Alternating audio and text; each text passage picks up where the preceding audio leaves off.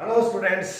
कल आपने पढ़ा था रिस्क पॉइंट, एक्सप्लेन कर दिया था पूरा हिंदी और इंग्लिश में, और एक एक्सप्लेनेशन करके भी बताया था स्टूडेंट्स। आज हम कुछ ऐसे क्वेश्चन जो 10th क्लास में इस पॉइंट से आ सकते हैं, ये 6 क्वेश्चन है। आपको याद नहीं करने, मैं आपको समझाऊंगा और आपके समझ में आ जाएंगे, और उसके बाद में आप आसानी से इनका उत्तर लिख सकते हैं। बहुत छोटा, यू कैन एक्सपेंड देम, बड़ा भी कर सकते हो, आप लिख सकते हो। वो क्या तरीका है क्वेश्चन याद कर। क्वेश्चन हर लेसन के इतने सारे क्वेश्चन, छोटे बड़े बहुत बड़े, रट थोड़ी सकते हो, नहीं रट सकते। उनको डेवलप करने का, उनको लिखने का जो स्किल है वो डेवलप करूंगा आपके अंदर। आप आसानी से समझ जाओगे कि क्वेश्चन को याद ना करके उसको समझना है और क्या चीज हमें पकड़नी है, उसके आधार पर हम उसका आंसर एग्जामिनेशन में लिख सकते हैं। तो चलिए शुरू करते हैं। पहला क्वेश्चन है व्हाट इज सक्सेस। अब इस क्वेश्चन का जो आंसर है, अब मैं हर आंसर इसका क्वेश्चन का एक कीवर्ड बताऊंगा आपको, ठीक है ना। जैसे पहले कल हमने बात की थी कि इसका जो थीम है, इसका कीवर्ड है take risk, if you want to get something, achieve और टेक रिस्क बताया था। तो व्हाट इज सक्सेस, सक्सेस क्या है? सक्सेस है कि अगर आप रिस्क नहीं लोगे तो कुछ प्राप्त नहीं करोगे, कुछ प्राप्त नहीं करोगे तो सफल नहीं होगे। दिस इज सक्सेस, ये है सक्सेस। तो इसको आपको याद कैसे करना है? पहला क्वेश्चन का जो आंसर है वो है, उसका कीवर्ड है, देखिए इसका आंसर आप यहां लिखते हैं। आपको लिखना नहीं है, ये कीवर्ड है, ये वैल्यू पॉइंट है, आपको याद इतना ही रखना है, take risk, and you can also use it here to take risk. अगर आपको ये चीज याद है, टू टेक रिस्क, तो you can write the answer of this question, what is success. क्या है? टू टेक रिस्क, सक्सेस है बस। टू टेक रिस्क आपको याद है तो आप इसका उत्तर लिख सकते हो, क्योंकि अपनी बुक में लिखा हुआ है कि success is all about having the courage to take risk. तो the courage to take risk आप ऐसे भी लिख सकते हो। चलो इसको मैं टू टेक रिस्क सक्सेस है। तो सक्सेस इज नथिंग,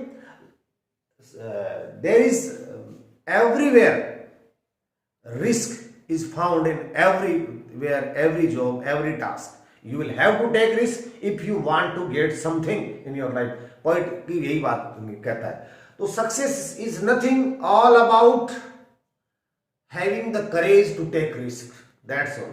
यानी आपको सिर्फ ये दो शब्द याद है, तो आप इसका आंसर कैसे लिख सकते हो?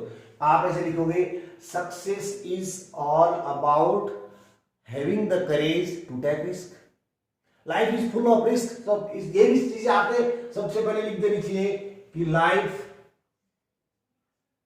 Is full of risk.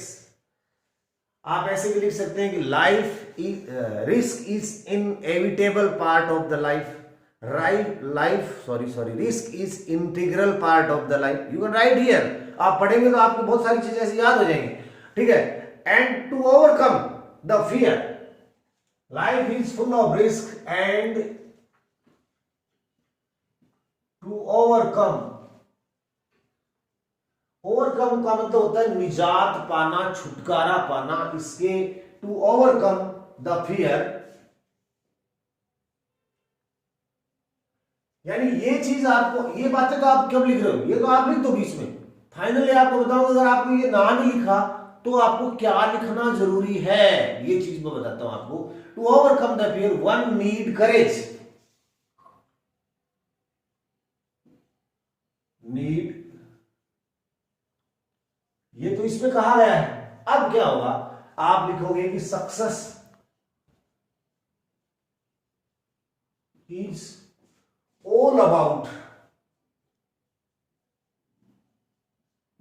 success is all about, what is success? Success is all about having the courage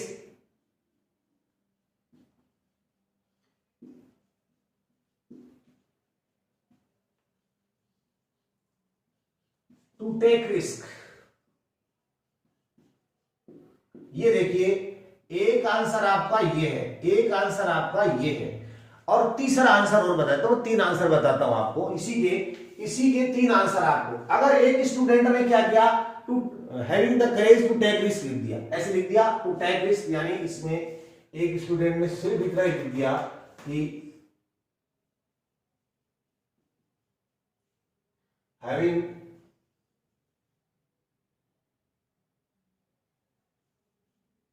courage to take risk. एक स्टूडेंट ने सिर्फ इतना उत्तर लिखा है, एक स्टूडेंट ने इतना उत्तर लिखा है और एक स्टूडेंट ने इतना उत्तर लिखा है।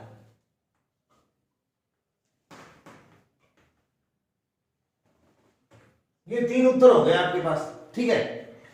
तीनों उत्तर, मान लीजिए एक स्टूडेंट ने लिख दिया having courage to take risk, इतना ही लिख के छोड़ दिया, उसको भी नंबर मिलेंगे, क्योंकि जो मेन चीज है ना उसकी वैल्यू पॉइंट को उसने लिख दिया। एक स्टूडेंट ने लिखा success is all about having the courage to take risk, उसको भी नंबर मिलेगा। और एक स्टूडेंट ने ऊपर वाले को छोड़ दिया, life is full of risk and integral part of the life and inevitable part of the life and to overcome fear one need courage, साहस की जरूरत होती है। Success is all about having the courage to take risk, ये लिख दिया। अब बात ये रह गई कि अगर ये क्वेश्चन 3 नंबर का है तो 3 में से 3 नंबर लेने के लिए आपको success is all about having the courage to take risk, इसके साथ कुछ ऊपर नीचे ऐसी बातें लिखनी पड़ेंगी, ये मेन चीज है ना। ये डेडलाइन का उत्तर है, ये बात भी लिख दो, बेटर रहेगा। अगर आप सिर्फ ऊपर वाली लाइन लिखते हो तो भी आपको 1 से 1.5 तक का नंबर मिलेगा सिर्फ इसमें, ठीक है। और पूरा लिख देते हो तो आपको पूरा नंबर मिलेगा। इस तरह से आप मार्किंग सिस्टम से आप अच्छे नंबर प्राप्त कर सकते हो। Now I will move to the second question, what is the greatest hazard in life according to the point. ऐसे कोई खतरा नहीं है, वो नहीं लिखना होगा, but according to the point, according to Janet Trend, what is the greatest hazard in life, इसका भी वैल्यू पॉइंट है। क्या है ये? दूसरा है ना, इसका दूसरे का जो वैल्यू पॉइंट है, मैं यहां आंसर लिख देता हूं, इसके लिए यहां लिखता हूं, ये देखिए दूसरे का जो आंसर है, what is the greatest hazard in life, जीवन में सबसे बड़ा हैजार्ड क्या है, सबसे बड़ा खतरा क्या है? टू रिस्क नथिंग, रिस्क नहीं लेना।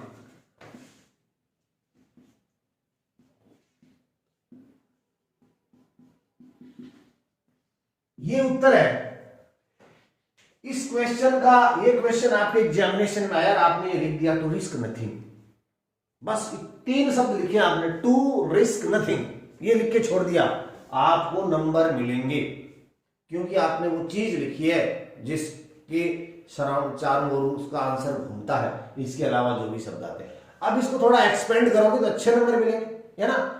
और ये चीज इसलिए बता रहा हूं आपको कि आपके दिमाग में याद रहेगी। आप कुछ भी लिख दो, पर ये जरूर लिखना दूसरे प्रश्न में, पहले प्रश्न में कुछ भी लिख दो, लेकिन ये having courage to take risk जरूर लिखना।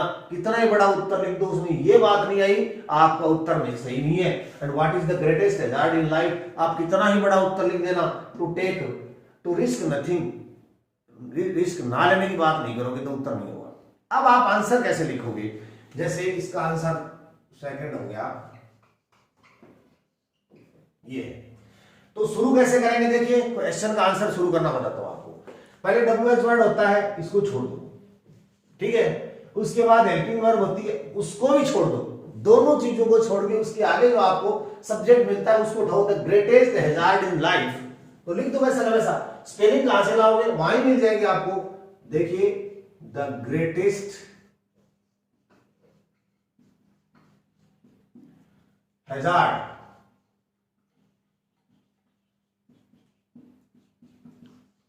इन लाइफ, ये इतनी चीज कहां से लाए? ये इतनी चीज यहां से लाए।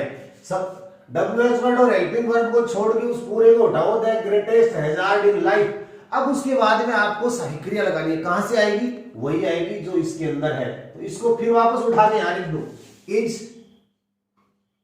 ये the greatest hazard in the life क्या है? अब उत्तर मैंने आपको बताया टू रिस्क नथिंग, इसको उठा दिया लिख दो।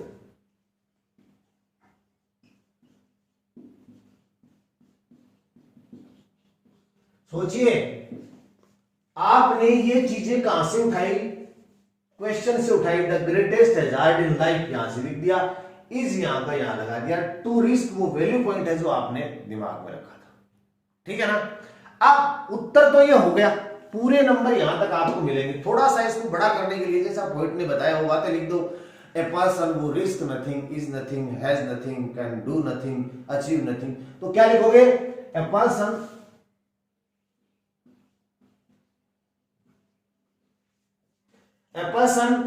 who risks nothing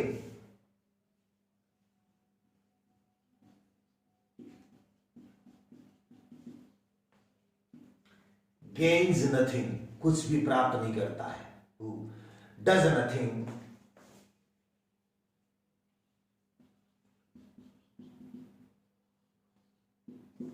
achieves nothing,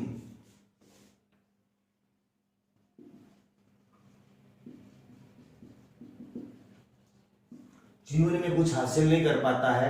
and he can progress in his life.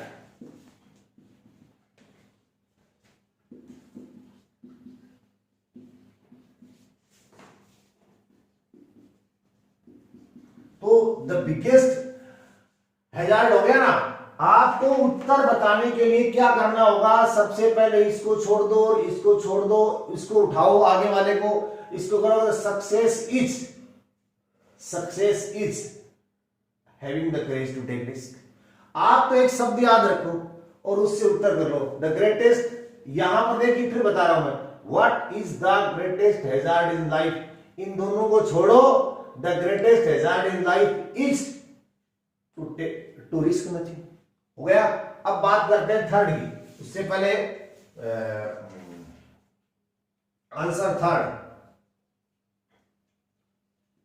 Answer third है who is really free.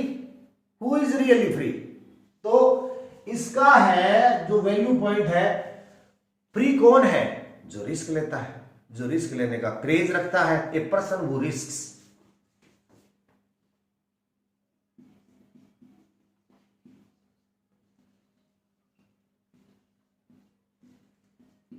Risks, ये वैल्यू पॉइंट है इसका, ये उसका उत्तर होगा। Who is really free. याद रखना जो क्वेश्चन हु से शुरू होता है उसमें क्या करना होता है कि हु को तो हटा देना है आपको।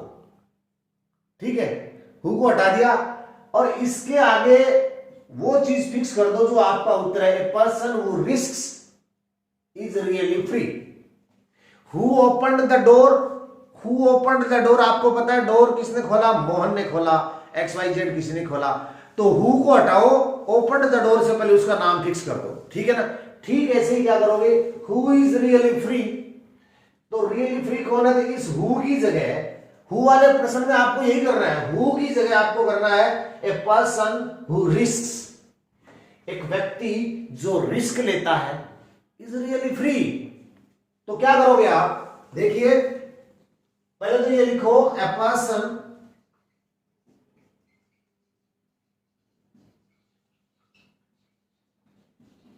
Who risks. अब यहां से वैसा का वैसा उठा के लिख दो, इज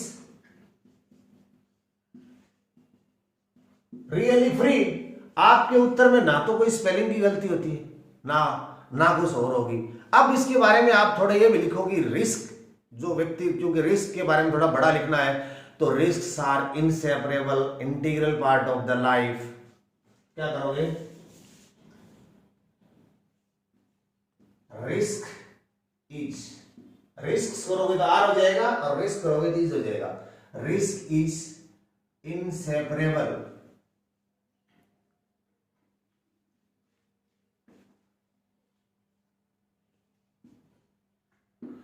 या इंटीग्रल कर दो आप,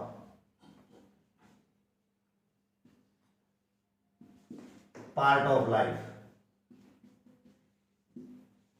ये चीजें थोड़ी थोड़ी आपको, एक रिस्क के बारे में पढ़ा है तो आपको याद भी होनी चाहिए। Unless we take risk we gain nothing.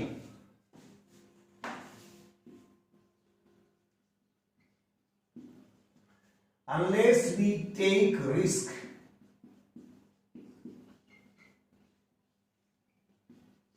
Gain nothing. ये सेंटेंस आपको इसके साथ साथ मैं अनलेस की जानकारी भी करवा दूंगा। अनलेस वी टेक रिस्क, यदि हम रिस्क नहीं लेते हैं, तो इस सेंटेंस को आप ऐसे भी बना सकते हो, if we do not take risk we gain nothing.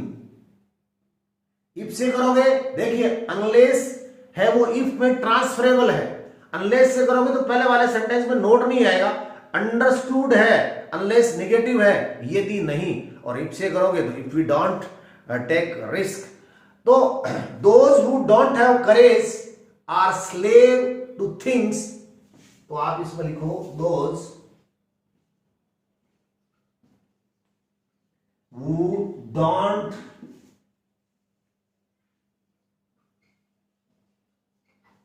Courage, those who don't have courage, जो करेज साहस नहीं करते हैं रिस्क लेने का, don't have courage, are slave to the things that which they are sure, are slaves, दास है वो, द थिंग्स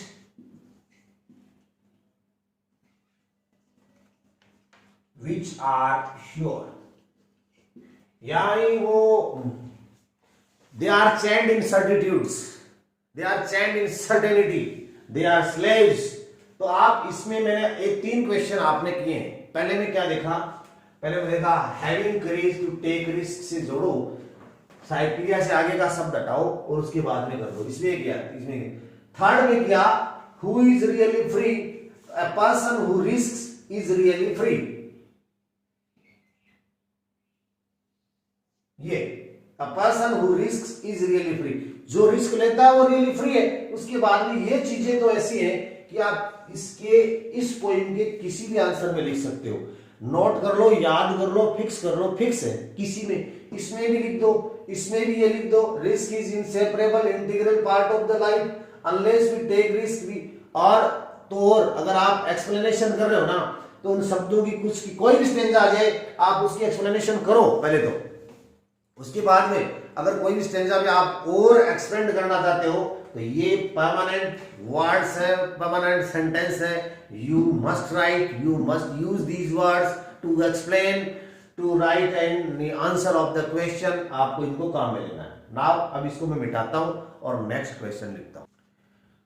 अगला क्वेश्चन है right the theme of the poem risks, right the central idea of the poem risks, what is the message of the poem risks that the poet want to convey। ठीक है, ये हो गया। And ये छठा question है, ये हो गया why should we take risk। तो ये चीज भी क्लियर हो गई तो मैं इसको भी मिटा ही देता हूं क्योंकि अपन इसकी बात नहीं करेंगे। तो थीम क्या है इसकी, थीम इसकी है, इससे पहले sorry, how can freedom be enjoyed है, how can freedom be enjoyed. तो फ्रीडम कौन इंजॉय कर सकते हैं, only by taking risk, and who is really free, one who take risk, एक ही चीज है ये, how can freedom be enjoyed. तो ऑन इसका उत्तर है ओनली बाय, इसका उत्तर मैं यहां लिखता हूं, देखिए ओनली बाय टेकिंग रिस्क, ये उत्तर हो गया जी। अब आपको ये 2-3 शब्द तो याद रह सकते हैं कि how can freedom be enjoyed only by taking risk, इसको जोड़ना सीख जाओ, आप किसी भी प्रश्न का उत्तर दे दोगे, आपको प्रश्न याद करने का लफड़ा ही खत्म हो जाएगा। और जो बड़े क्वेश्चन है, जिन जो 100 शब्दों के, 60 शब्दों के, 50 शब्दों के, उसको मैं याद कराने में अपने आप को एक्सपर्ट समझता हूं। आपको याद नहीं करना है, मैं इस चीज का दावा करता हूं कि आप कोई एक बड़े प्रश्न का एक्सप्लेनेशन देखिए, आपको बिल्कुल याद हो जाएगा। देखिए only by taking risk, how can freedom be enjoyed. अब 1 2 3 ये 3 शब्द तो याद रख सकते हो ना, तो आप इसका उत्तर देखो कैसे लिखते हैं, चौथे प्रश्न का इसका उत्तर कैसे लिखेंगे। यानी इसको छोड़ो एक बार ओके, छोड़ दिया ना, बाकी का पूरा लिखो। तो फ्रीडम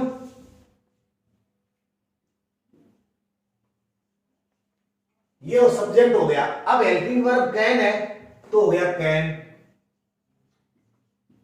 कैन भी। आगे इंजॉयड लिख दो, फ्रीडम कैन बी एंजॉयड। अभी तक आपने कुछ नहीं किया, आपने पेपर में से वर्ड उठाए, सिर्फ उनको जोड़ा है। ओके, अब आपको याद क्या है भाई, इतना ही याद है मेरे को तो ठीक है, इतना ही याद है। इसके आगे freedom can be enjoyed only by taking risk.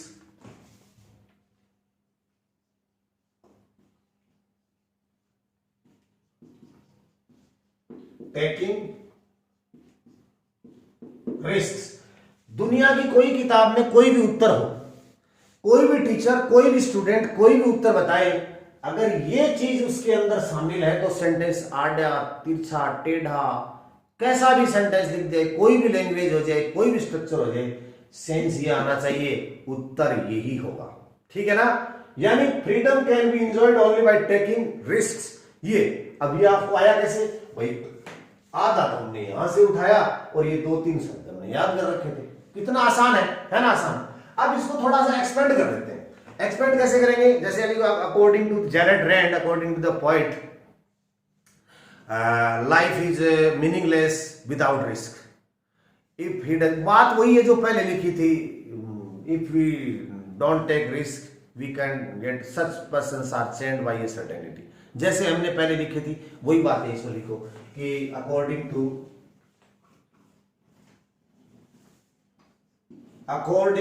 The point के अनुसार क्या करना चाहिए कि life, according to the life is full of risk या life is meaningless if one does not take risk. Life is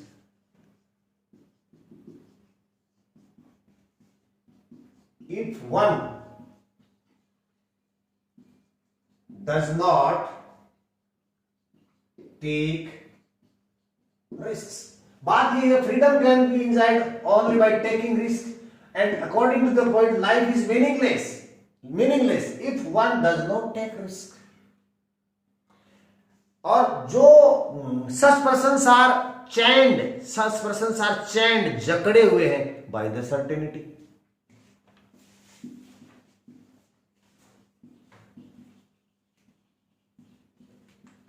are chained by the certainty। निश्चितताओं की जंजीरों में जकड़े हुए। निश्चिंताओं का मतलब पहले से जो हो रहा है वही काम करते हैं, दूसरा वो काम करते ही नहीं। तो ये उसका उत्तर हो गया। छोटा सा 2-3 शब्द आपको याद करने और उससे कैसे उत्तर लिखा जाता है। अब है right the theme of the poem, right the central idea of the poem, what is the message of the poem. तीनों प्रश्नों का एक ही उत्तर है। तीनों प्रश्न आ जाए, ये आएगा, ये आएगा, ये आएगा। 10वीं में तो आपके 4 पोएम है मात्र, 4 में से एक प्रश्न तो थीम, सेंट्रल आइडिया और पोएम का आता ही है। उसमें भी आपको ज्यादा कुछ याद नहीं करना। उसका आंसर कैसे लिखेंगे, देखिए 5वां प्रश्न है। इसमें होगा जैसे एक तो अचीव शब्द याद करो आप, अचीव या गेट एंड टेक रिस्क। बात यही है, घूम फिर के एक तो ये शब्द आपको, ये 2 शब्द याद है क्या, ये 2 शब्द याद कर सकते हो क्या, कर सकते हो तो आप थीम लिख सकते हो। ठीक है, कैसे कि यदि कुछ हासिल करना चाहते हो तो ये काम करो, if you want to get something, to achieve something, तो you will have to do this. क्या है, अब पहले तो आप इस उत्तर को लिखते हैं ना, तो इसका तो सेंटेंस कैसे बनेगा, if you want to achieve, ये थीम है पोएम की, ये कह रहा है achieve something in your life. अब देखो इससे बन गया ये सेंटेंस इतना बड़ा। बात हमारी अचीव की है। कोई भी स्टूडेंट, कोई भी टीचर कैसा भी उत्तर लिखे, अपने शब्द बदल सकता है, स्ट्रक्चर बदल सकता है, सेंटेंस बदल सकता है, लेकिन बात यही कहनी पड़ेगी, यदि कुछ हासिल करना चाहते हो तो रिस्क लेनी पड़ेगी। अचीव करना चाहते हो तो ये करना पड़ेगा। If you want to achieve something in your life, आपको लेना पड़ेगा, you will have to take risk. एक बात तो ये होगी। अब ये पोइम थीम वगैरह में ऐसा लिखना चाहिए, ये एक मोटिवेशनल पोइम है ना। Risk is a motivational poem.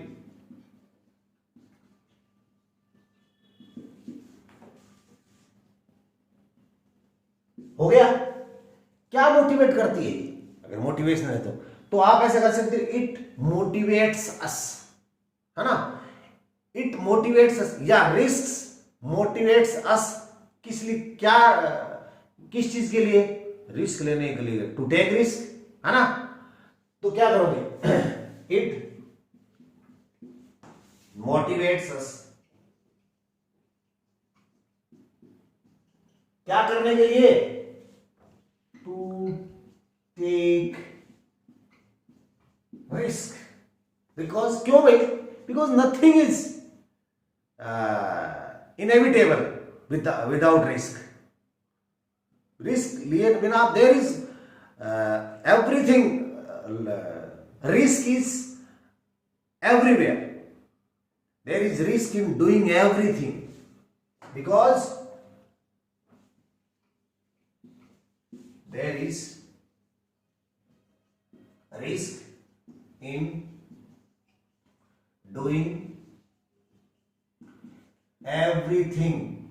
आप ऐसे भी लिख सकते हो, उसमें वो एग्जाम्पल लिख सकते हो जो पोएट ने लिखे थे, to laugh, to weep, to learn, to do, and those who has courage, ये भी कहा देखो, those who has courage to take risk are free, can feel the freedom. Those who has courage, those who has courage to take risk can feel the freedom। और भी सारी बातें हैं, बहुत सारी बातें आप लिख सकते हो उसमें। वो आदमी जो रिस्क नहीं लेता वो फेलियर होता है, कुछ अचीव नहीं करता, इस तरह की बातें। तो ये इसका, ये किसका उत्तर है? ये उत्तर मैंने इसको एक्सपेंड किया है। अगर थीम आ जाए तो ये लिखना, सेंट्रल आइडिया आ जाए तो लिखना, और कोई मैसेज आए तो लिखना। आप बोलो सर आपने तो कुछ ज्यादा नहीं दिया, ज्यादा नहीं लिखा मैंने उत्तर तो देखो यहीं तक ही है। इफ यू अचीव और टेक रिस्क, दो ही है चीज। आपको ये लिखना नहीं है तो याद करने के लिए यहां से लिखना है, if you want to achieve something in your life you will have to take risk. अब आप इसमें दो ऊपर ये भी उत्तर में एग्जामिनेशन में लिखने हैं क्या? नहीं लिखने।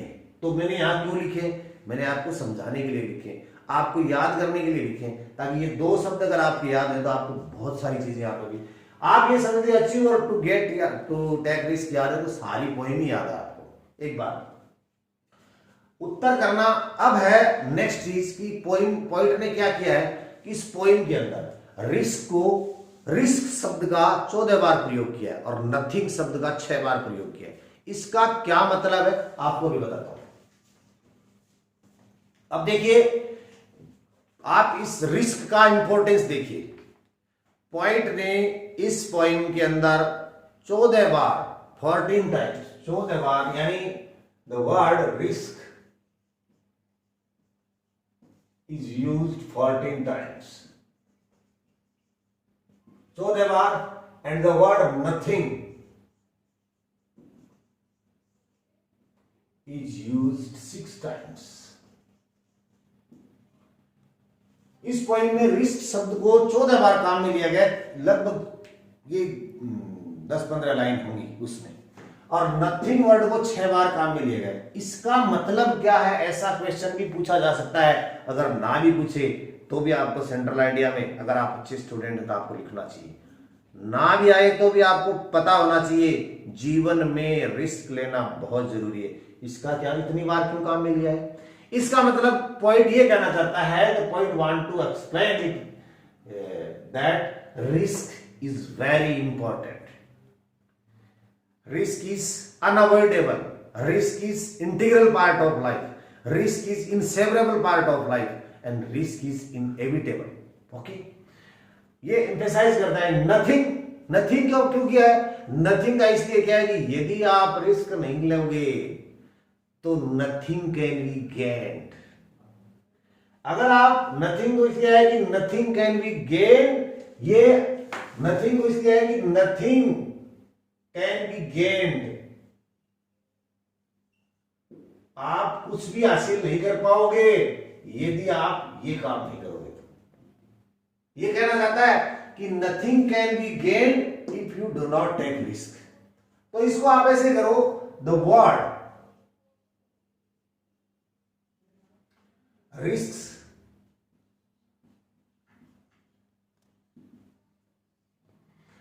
risks used by the point, yeah, the use of the word, yeah, the word risks used by the point, used by the point,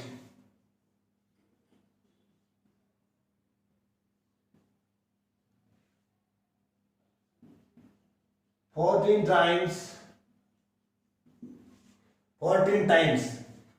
that emphasize.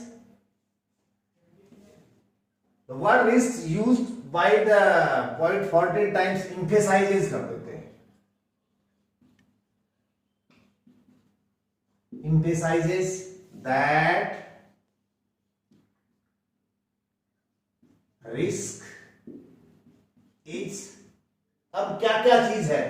Risk is inevitable कर दो, इसके साथ ही आएगा ये. इनएविटेबल ऑब्लिक कर रहा हूं, आप जो मर्जी है ना लिख ली. Unavoidable,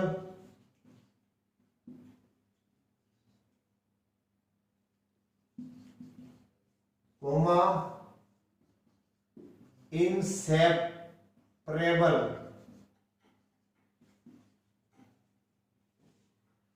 coma integral part of life. जरूरी नहीं है कि आप सारे शब्द लिखो ही. 1 2 3 4 मैंने तो इसलिए लिख दिए कि आप पढ़ोगे बार बार तो आपके कोई तो एग्जामिनेशन में याद रहेगा. और इनमें से ये the word risk used by the point 14 times emphasize, जो 14 बार काम में लिया है, ये इस बात को एम्फेसाइज करता है, इस पर प्रेशर डालता है, इसका महत्व बढ़ाता है कि रिस्क इज इनएविटेबल है, अनअवॉइडेबल है, इनसेपरेबल है, integral part of the life है. और ठीक वैसे ही यही बात लिख दो, इसी से शुरू करो. द वर्ड रिस्क है ना, इसकी जगह लिख दो नथिंग.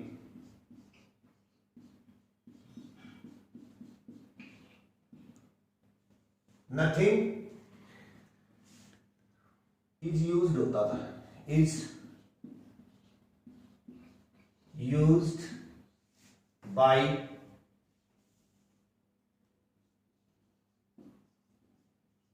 The point 6 times. 6 बार काम में लिया गया इस पॉइंट में. एम्फेसाइजेस, देखो मैंने आपके लिए हर चीज आसान की है. अब यहां तक the word risk is nothing, आगे used by the point 14 times 6 time emphasise, same चीज आई है ना, कोई दिक्कत नहीं है ना. अब दैट तक भी आएगा, that nothing can be gained without risk. तो आप क्या करोगे, दैट या रिस्क था तो यहां कर देंगे नथिंग.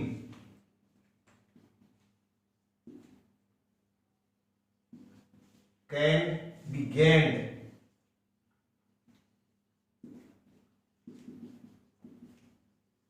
विदाउट टेकिंग रिस्क कर दो या रिस्क कर दो. ये चीज है. अब आप ये समझ गए होंगे, ये चीजें भी आप सेंट्रल आइडिया में लिख सकते हो, आप थीम में लिख सकते हो, लेकिन वो चीजें जरूर लिखोगे।